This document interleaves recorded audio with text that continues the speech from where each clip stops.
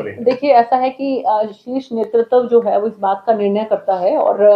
शीर्ष नेतृत्व ने ये जो निर्णय किया है कि हमारा गठबंधन जेजेपी के साथ नहीं रहेगा, तो उसी के तहत आपने देखा होगा कि किस तरह से सभी पूरे मंत्रिमंडल ने जो है इस्तीफा दिया है और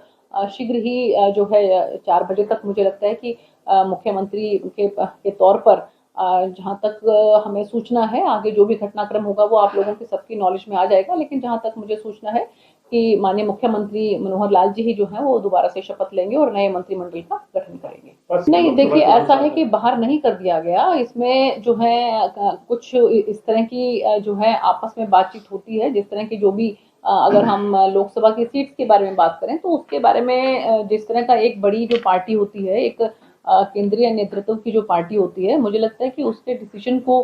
जो है वो सर्वोपरि मानना चाहिए। लेकिन अगर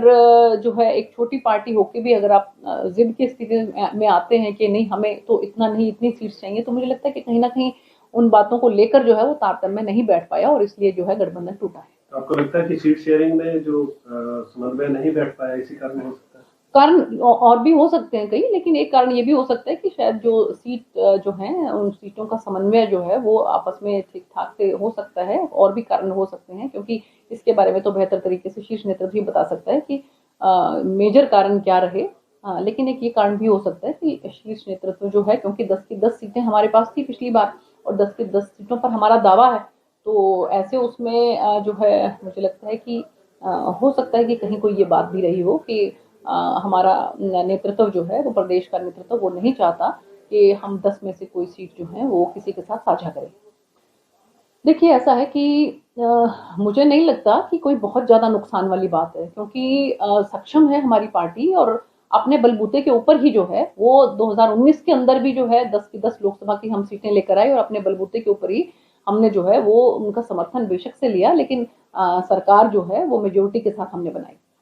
देखिए, ऐसा है कि अभी जिस तरह का जो दुर्व्यवहार जो है आप देखते हैं कि अल्पसंख्यकों के साथ, चाहे हम बात करें बांग्लादेश की, चाहे हम बात करें पाकिस्तान की, दूसरे देशों में होता है, तो उसको मद्देनजर रखते हुए वो एक मुस्लिम बाहुल्य जो है वो राष्ट्र है, ऐसे उसमें अगर वहां पर जो अल्पसंख्यक हैं उनके साथ कोई दुर्व्यवहार होता है तो उनके लिए जो है ये एक प्रोविजन रखा गया है, तो मुझे नहीं लगता कि इसमें किसी को किसी तरह की कोई दिक्कत होनी चाहिए, क्योंकि हमारे पास जो मुस्लिम भाई ऑलरेडी यहाँ पर रह रहे हैं उनको इसमें कहीं कुछ परेशानी होने वाली नहीं है। लेकिन कोई बाहर से जो है अगर अल्पसंख्यक जो है अगर वो आते हैं तो उनके लिए प्रोविजन रखा गया है।